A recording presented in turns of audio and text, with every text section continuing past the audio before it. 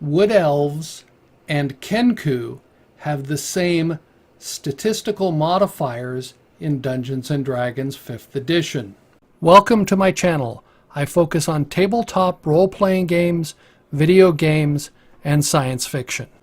The Player's Handbook describes the Wood Elf and says that they have the dexterity of +2 and wisdom of +1, and they're between 5 foot and 6 foot tall in height. The Kenku are in Volo's Guide, and they have the same dexterity and wisdom modifiers, +2 dexterity, +2 wisdom. They're only 5 feet tall. So what are the real differences in playing these two very different races? One is that the Wood Elf has dark vision and keen senses. They don't sleep, they go into a trance. They move a bit faster. They've got a speed of 35 as opposed to the Kenku, which has a speed of 30, and they have the Mask of the Wild. The Kenku have expert forgery and mimicry. There are some other differences, but these are the major differences between them. So on the face of it, it looks like the Wood Elf has the advantage if you're going into a normal Dungeons & Dragons campaign, where there's lots of dungeon crawls and just a few town adventures, because you're really, you've got dark vision, which has that, and you have the Mask of the Wild, which lets you sort of hide. Those are great in outdoor and dungeon adventures.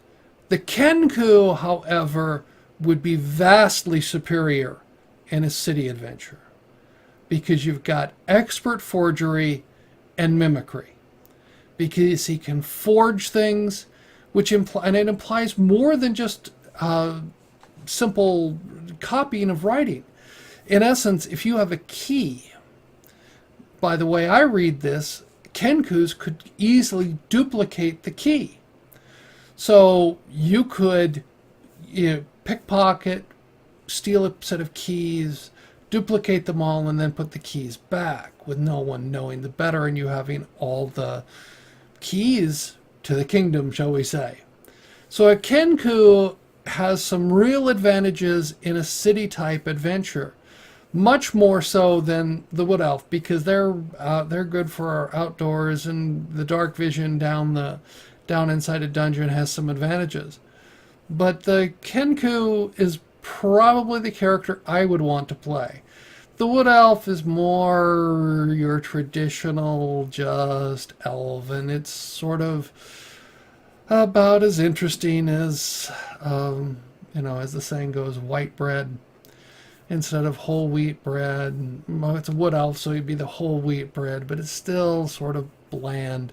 Where the Kenku, because they really can't talk, they can only mimic, which means that they should be able to mimic people's speech, which has some really interesting capabilities. You overhear a guard and you come back and report exactly what the guard said in the guard's voice.